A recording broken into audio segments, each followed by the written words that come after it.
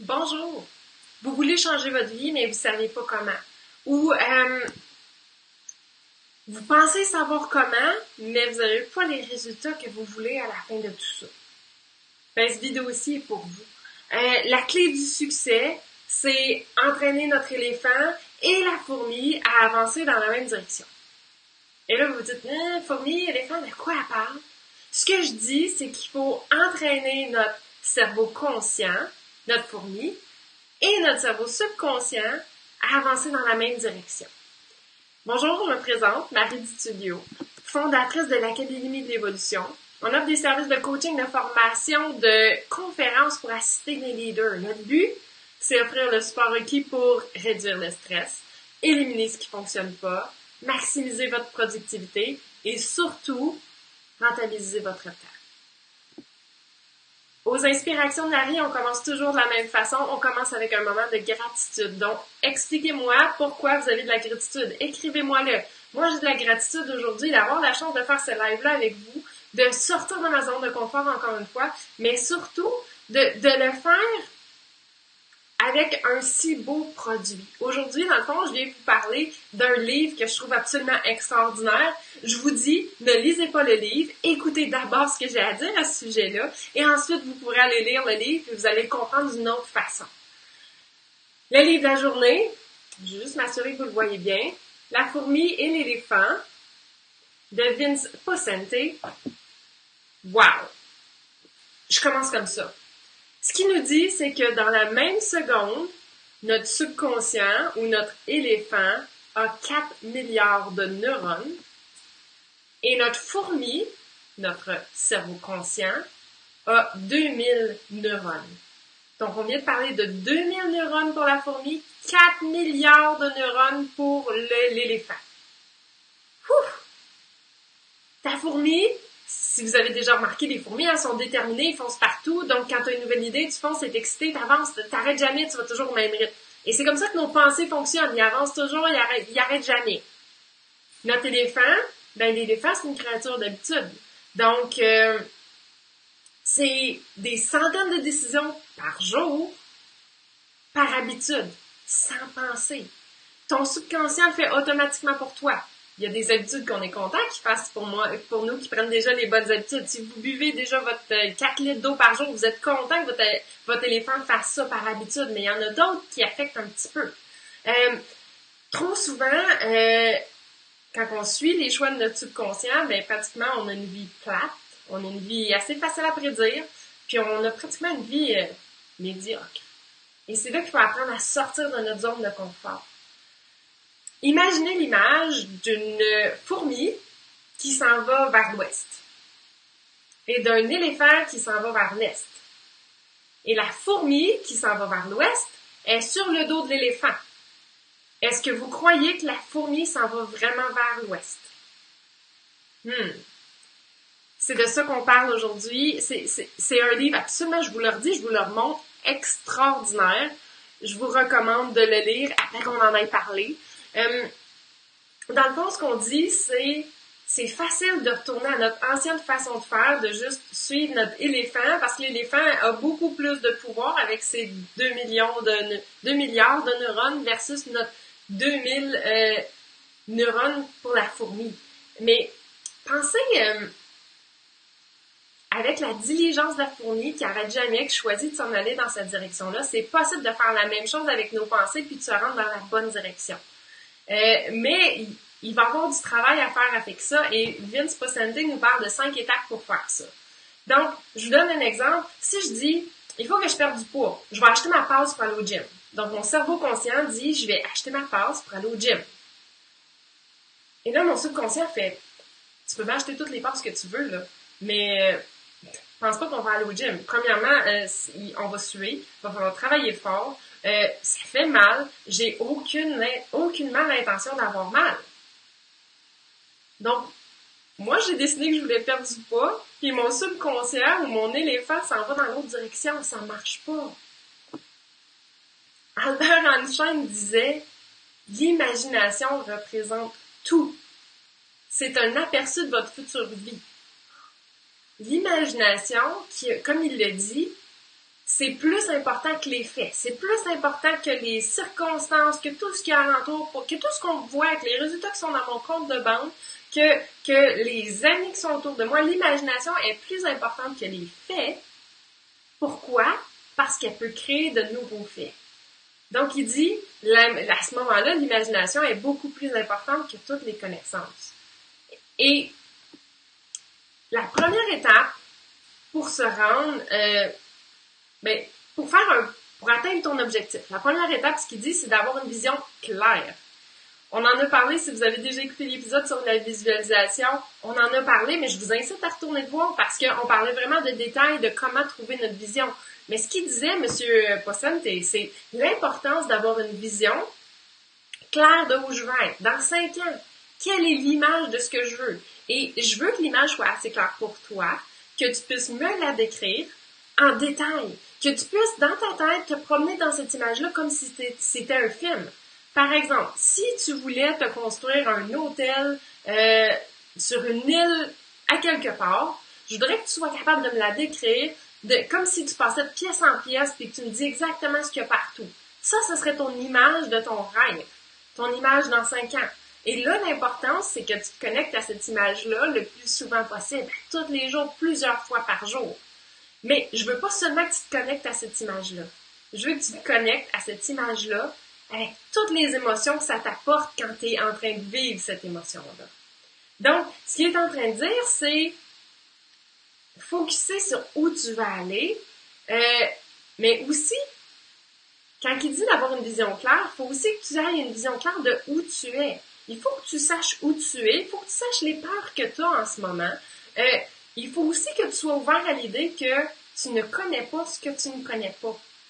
Tu es encore à ce niveau-ci où, je vous donne un exemple, le bébé qui met sa main sur le feu allumé ne sait pas ce qu'il sait pas. Il va se brûler quand même, mais il ne peut pas s'en vouloir d'avoir fait parce que ça a été un apprentissage. Donc, vous allez avoir plein de découvertes, plein d'apprentissages en chemin. Des fois, vont faire du mal, mais c'est la façon d'apprendre dans la vie, c'est la façon d'évoluer.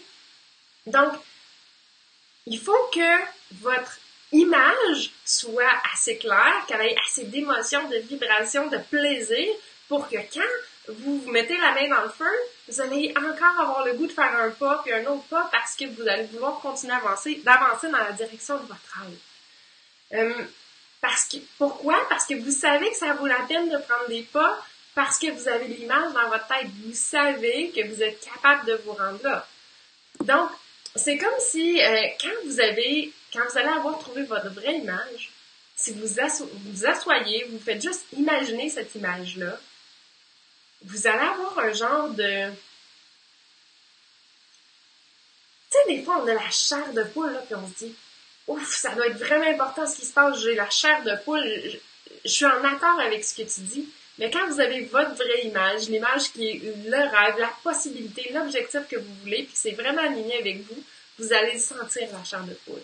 Et là, votre objectif, c'est de répéter cette image-là aussi souvent que possible pour vous dire à votre corps, vous dire à votre cerveau subconscient, je veux aller chercher tout ce qui correspond à cette image-là et la rapporter à moi.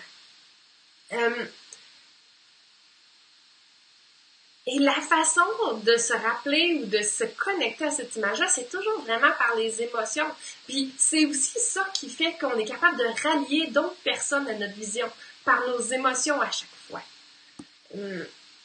Si vous êtes avec moi aujourd'hui, confirmez-moi que vous m'entendez bien. Confirmez-moi par... Je veux des pouces, des cœurs, peu importe, je veux savoir que ça fonctionne.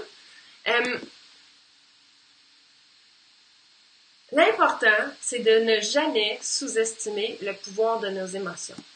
Les émotions, si vous avez déjà vu un athlète olympique, quand il décrit comment il fait la visualisation va inclure l'émotion de la célébration, après va inclure tous les détails exacts comme s'il l'avait vécu. C'est important parce que c'est à ça que notre corps se rattache et c'est ce que notre corps essaie de refaire à chaque fois. Dans le fond, on a dit que pour avoir du succès, on a 3 choses à contrôler. Première chose, c'est notre fourmi. Parce que tes pensées que tu penses, c'est quoi? Ben, c'est notre fourmi. Les images que tu visualises, c'est l'éléphant. Fait que si ta pensée voit l'idée d'avoir cet hôtel-là sur telle île, mais tes images sont celles de où tu es en ce moment, que tu n'aimes pas, ça c'est ton éléphant, les images que tu visualises, c'est ton éléphant, alors les actions que tu vas entreprendre ne seront pas les meilleures parce que tu as une fourmi d'un sens puis un éléphant de l'autre encore. Pour que tes actions soient alignées dans la même direction et que tu aies du succès, il faut que tes pensées et les images que tu as soient dans la même direction. C'est ça la clé du succès. Sinon, l'éléphant va toujours gagner. Je donne un exemple c'est Bob Proctor qui en parlait dans It's Not About the Money.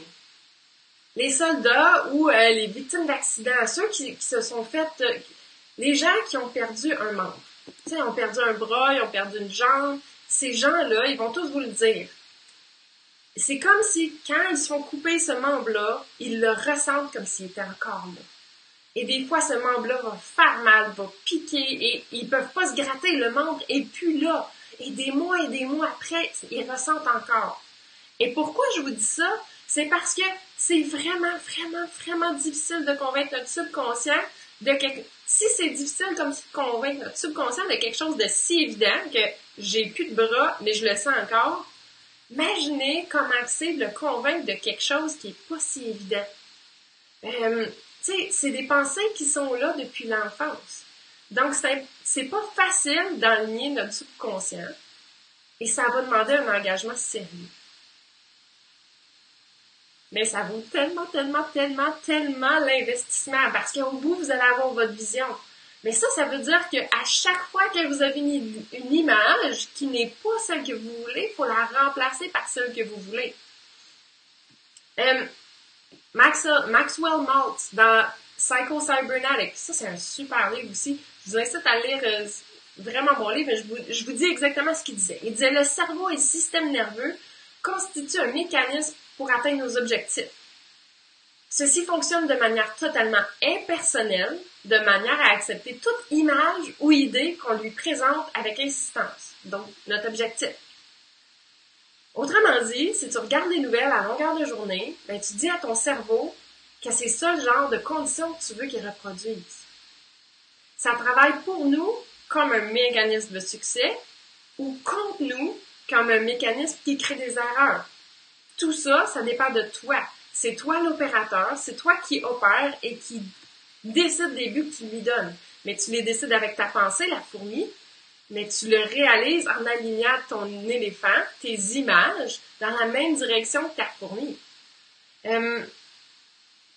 Donc, ce que tu fais, c'est que tu programmes ton éléphant à obtenir les résultats que tu veux. C'est ça l'essentiel, là.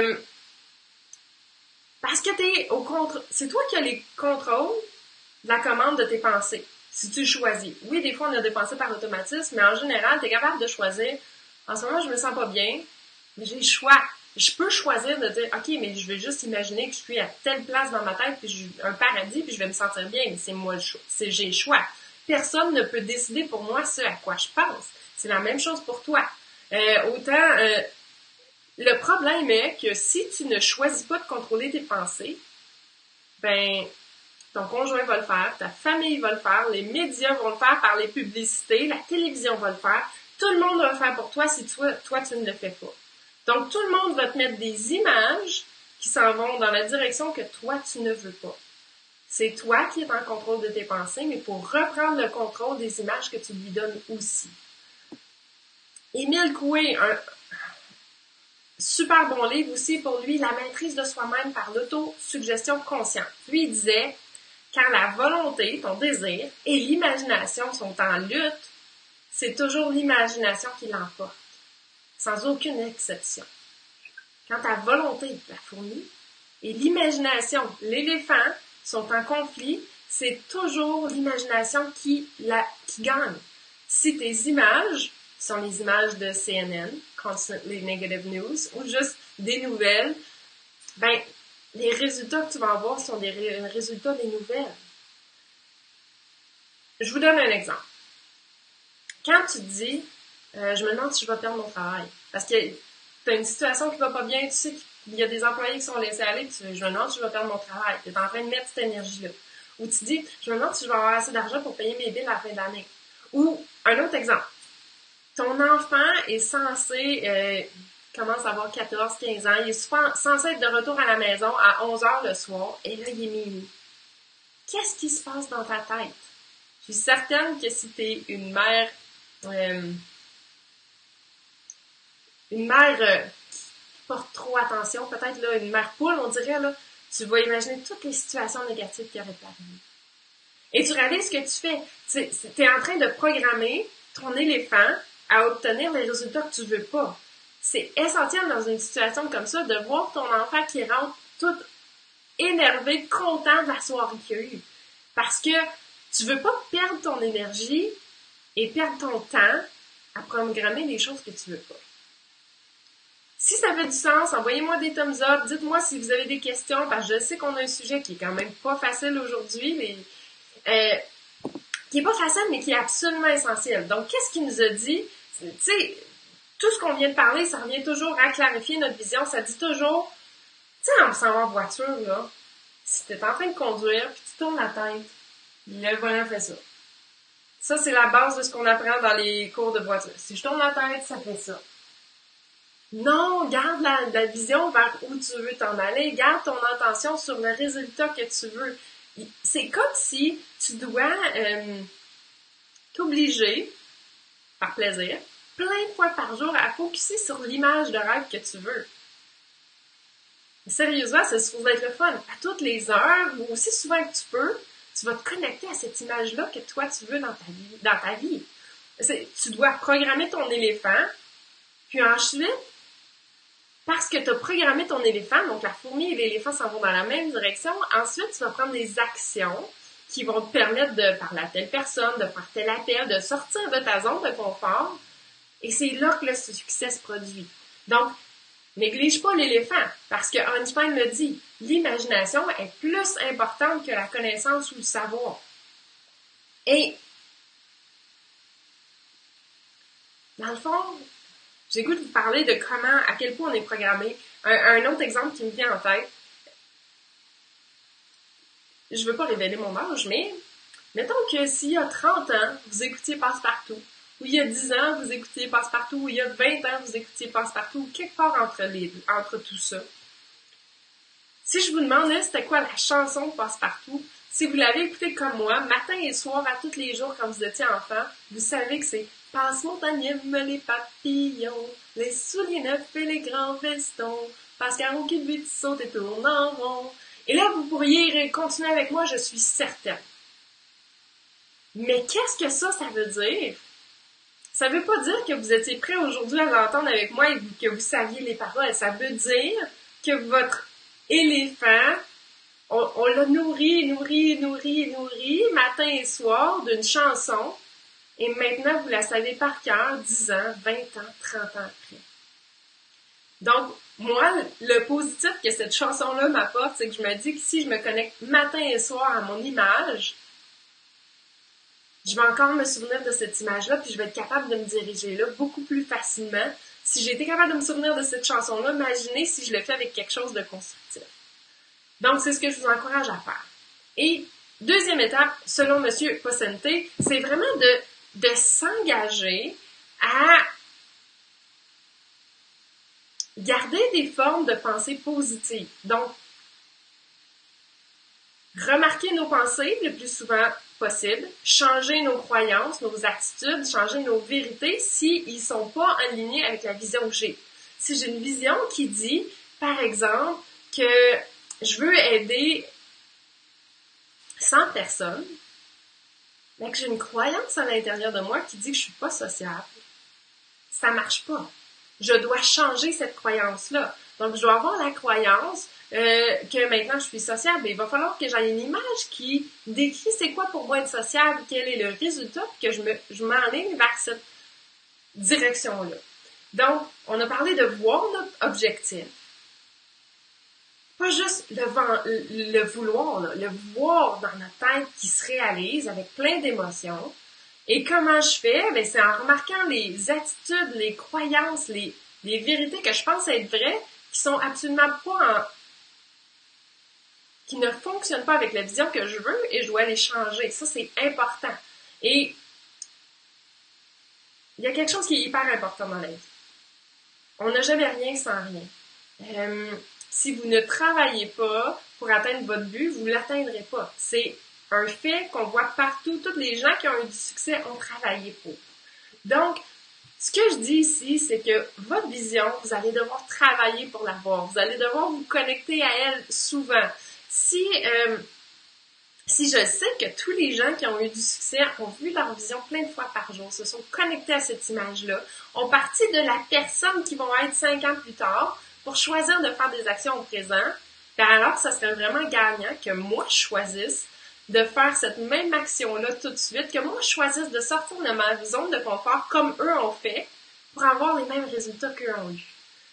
Le changement, c'est graduel, ça se fait pas du jour au lendemain comme ça. Donc, il va falloir vous rappeler que oui, vous allez peut-être avoir votre lot de frustration, ça sera pas facile, il va y avoir des obstacles en chemin. Il faut apprendre que, en anglais on dit delayed gratification, j'oublie toujours en français, il va falloir passer au-delà de, par-dessus plein de choses pour finalement arriver au résultat, mais si on a tout ce qu'on veut au fur et à mesure, c'est comme si on n'apprécie pas ce qui est là. Donc, il faut apprendre que, oui, la difficulté, la lutte, ça fait partie de se rendre à son objectif. Mais ça nous apporte à ce résultat-là parce qu'on a travaillé fort. Donc, vous allez devoir retourner à votre imagination, à votre visualisation de votre objectif à vous, malgré qu'il y ait des objectifs, pas des objectifs, mais des obstacles qui vont vous donner l'impression que c'est impossible pour vous de vous rendre où vous voulez. L'obstacle, en fait, c'est juste une pensée. L'obstacle, c'est une circonstance qui est autour de vous que vous avez décidé de croire en. Mais ce que Einstein a dit, c'est que l'imagination est plus forte que toutes les circonstances. Donc, il faut se rappeler, retourner à votre image et d'avancer dans cette direction-là. Donc, la troisième chose que M. Pocente a dit dans La fourmi et l'éléphant, c'est l'importance de toujours se réengager vers notre rêve. À chaque fois qu'on visualise, on fait un pas dans cette direction-là, mais il faut faire un pas dans cette direction-là, sachant qu'on a le résultat qu'on veut avoir. C'est super important, il faut croire qu'on a déjà ce résultat-là. Il faut croire que c'est possible, il faut faire comme si ça se passait en ce moment, et donc avoir toute la gratitude qu'on aurait quand ça se passe en ce moment. Wow, j'ai réussi, je suis fière de moi, j'ai de la gratitude pour tout le travail que j'ai fait, toutes les personnes, tout le support que j'ai eu qui m'ont aidé à avancer dans cette direction-là. Et pour avoir cette émotion-là qui est rattachée à notre vision de gratitude, ben il faut l'avoir pensé avant. C'est quoi la gratitude que je vais avoir quand ce rêve-là va être passé? Donc, je vous incite à peut-être trouver des façons de vous rappeler comment de visualiser. Ça va être facile d'oublier. Donc, plus vous avez de trucs qui vous rappellent de faire les bonnes choses, plus c'est facile pour vous. Donc, peut-être que moi, ce que je fais, j'ai des post-it dans la maison. J'ai dans mon miroir de salle de bain, j'ai quelque chose d'écrit qui me rappelle ma vision. J'ai des alarmes sur mon cellulaire qui me rappellent ma vision. J'ai plein de façons différentes. Et je ne sais pas qu'est-ce qui connecte avec vous. Ça peut être dans votre voiture quand vous arrivez, vous avez cette vision-là. Et l'important, on tombe dans le fond à la 4e leçon du livre, c'est que plus on a cette vision-là, plus on l'imagine et plus on la voit, plus on se connecte. C'est comme si on devient plus confiant. On a l'impression qu'on sait déjà comment passer au-delà des obstacles parce qu'on l'a vécu plusieurs fois. Et on sait que ça va arriver. Parce que, tu sais, si vous avez des frustrations, vous essayez d'avancer dans votre rêve, ça va toujours amener à des pensées négatives. Mais, des pensées négatives apportent des images négatives, donc on retourne dans la mauvaise direction. Et là, c'est important de se rappeler, les images négatives détruisent la confiance en soi. Donc, non, c'est hyper important on peut jamais avoir deux pensées en même temps. Donc, si votre pensée est négative, il faut la changer en positive. Vous êtes capable, vous avez le choix, on en a parlé tantôt, mais surtout, il faut y mettre l'image et l'émotion. C'est absolument essentiel. Donc, on retourne toujours à image et émotion ensemble. Et en ayant des alarmes, comme je vous ai dit, puis tout ça, ça nous permet d'avoir comme un plan d'attaque pour aller au-delà de les négativités, la frustration, ou, tu sais, de s'entourer de gens qui croient en nous, donc c'est plus facile. Donc, ce qu'il dit, il y a un exercice que j'adore dans ce livre-là, qui dit, si il y a une pensée négative qui arrive, et là, vous faites, non, c'est pas dans ma vision. Vous vous dites ça dans votre tête, merci, mais ça fait pas partie de ma vision. Et c'est là que tu choisis de changer vers la vision que tu as. La vision que toi tu veux, et que tu retournes dans les détails. Par exemple, si tu construisais ton hôtel, que tu es dans l'hôtel, et comment tu te sens dans cet hôtel-là, comment les gens qui sont là se sentent, tout ça. Donc, non, c'est pas ma vision, ça. Et tu penses à ta vision. Et la dernière leçon de ce livre-là, c'est d'apprendre à contrôler comment on répond dans toute situation. Tu sais, on est habitué de réagir, donc d'agir encore, sans avoir vu ce qui se passe. Maintenant, on dit non, il faut apprendre à pratiquer, à répondre à des événements peut-être qu'on n'avait pas prévus, mais il faut apprendre à répondre. Et lui, comment il a fait ça? J'ai trouvé que c'était une super façon que je n'avais jamais vue ailleurs. Il a expliqué l'idée d'écrire sur une carte la pire situation qui peut arriver. Et là, on écrit la pire situation qui peut arriver, et là, tu ressens cette pire situation-là, et tu trouves comment passer au-delà de cette situation-là. Et là, tu écris ça sur des cartes, des petites cartes, là, et tu peux le faire pour chaque situation négative qui te vient en tête. Alors, quand tu vas avancer dans la direction de ton rêve, tu as déjà pensé à toutes les pires situations, tu as déjà trouvé des solutions à toutes ces pires situations-là. Donc, quand tu vas avancer avec une réponse plutôt qu'une réaction, parce que tu vas avoir prévu tout ce qui pourrait se faire, tout ce qui pourrait se passer. Donc, moi, je trouve que c'est absolument vraiment cool comme idée. Je vous suggère de l'essayer. Dans le fond, moi, je vous dis, on veut plus laisser les autres nous programmer. C'est à nous de choisir le programme qu'on veut. Comment on fait ça? On le fait par la pensée, en choisissant consciemment où on veut s'en aller. Mais après ça, on l'entretient en choisissant d'aller dans la direction de notre éléphant par nos images. On donne à notre éléphant les images que nous, on veut.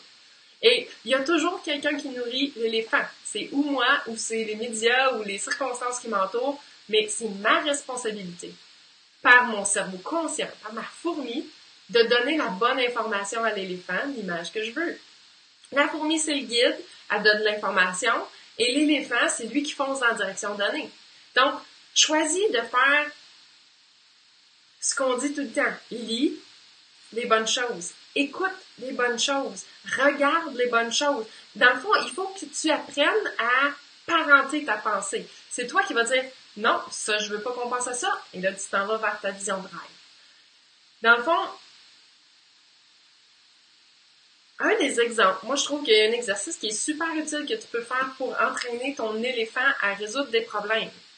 Quand tu t'en vas te coucher le soir, tu sais que tu as une direction vers ton rêve et tu as peut-être une question à poser. Et donc, tu as un problème à résoudre, tu sais pas comment. Avant de te coucher, pense à comment tu te sens une fois cette situation résolue, puis tu dis à ton subconscient, va au travail cette nuit. Et dans le fond, ton subconscient, pendant que tu dors, va travailler dans la direction qui va être bénéfique pour toi et pour ta famille. Donc, ça peut être une question de comment je peux être plus de bonne humeur demain, ou comment je peux résoudre tel problème. Il y a plein de façons de faire. Mais je veux juste que vous ayez une question qui est positive, qui va régler un problème, qui va vous permettre d'avancer plus vite dans la direction de votre rêve. Et votre subconscient, votre éléphant, peut travailler pendant que vous dormez. Vous vous levez le lendemain matin, c'est possible que vous ayez la solution, ou c'est possible que ça prenne une couple de jours. Mais lâchez pas l'idée d'aller dans la direction de la solution toujours. On a parlé de plein de choses aujourd'hui. C'est sûr qu'il y a quelque chose que je veux vous dire. C'est lisez ce livre-là. Je veux que vous lisez ce livre-là, mais je veux aussi vous inciter, si vous avez une chance, de lire différents résumés du livre. Parce que ça vous apporte des nouvelles perspectives. Souvent, on a tendance on est dans un temps, notre société, tout va vite, vite, vite, vite, vite. Donc, on peut lire un livre vite pour passer au prochain livre, pour faire notre prochaine affaire, qu'on n'est jamais vraiment attentif et intentionné quand on fait quelque chose. Et là, je vous incite, moi, je trouve que c'est quelque chose qui serait vraiment cool pour vous. Lire ce livre-là, avec l'intention d'apprendre davantage que ce que je vous ai dit. Ensuite, allez lire les résumés, regardez, voir s'il y a un autre angle. Ensuite, retournez lire ça et voyez qu'est-ce que vous comprenez de différent. Vous allez voir, vous allez apprendre beaucoup, beaucoup plus du même livre de cette façon-là. Et là-dessus, je vais vous dire, wow, merci d'avoir été là avec moi. J'espère que vous avez aimé cet épisode-là autant que moi, j'en ai eu de plaisir à le faire. Si c'est le cas, s'il vous plaît, partagez-le, mettez des cœurs, commentez, parlez-en autour de vous. J'espère vous voir la semaine prochaine aux Inspirations de Marie, midi, heure du Québec, 1h, heure du Nouveau-Brunswick. Et je vous souhaite une bonne semaine. N'oubliez pas, à la fin de la vie, c'est votre terrain de jeu. Alors, entrez dans le jeu, participez pleinement. Participer pleinement, qu'est-ce que ça veut dire pour moi aujourd'hui? C'est de vous focuser de plus en plus vers votre vision, d'avoir cette image-là. Et c'est quand le meilleur moment pour commencer tout de suite, pour commencer ça? Ben, c'est tout de suite. Donc, commencez tout de suite avec cette vision-là de où vous voulez être et comment vous allez réussir dans 5 ans. Rappelez-vous, je crois en vous.